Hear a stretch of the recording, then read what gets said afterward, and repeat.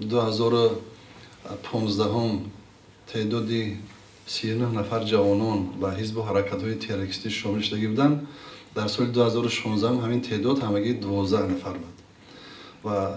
خرسندی بخش هم هست که طبق سپارش حکومت جمهوری تاجیکستان، طبق سپارش حکومت ولایت ختلان و در اساس امر قبول نموده مقامات محلی حکومت دولتی، ما در 3 محل آسیب پذیر در جماعت شهرک شهرتوز، در جماعت خولمتوف و در جماعت آبشاران از حساب راهبران تشکیلات کارخانه‌های قدرتی دولتی، از حساب راهبران تشکیلات کارخانه‌های ناحیوی، از حساب وکیلان مجلس جماعت، وکیلان مجلس ناحیوی، گروه‌های کاری تبلیغاتی تشکیل کردیم. در این گروه‌های تبلیغاتی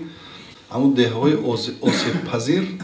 گروه‌های کاری زیاده از 10-12 نفر با هر یک نفر استقامت کننده، یعنی که خانه‌دار،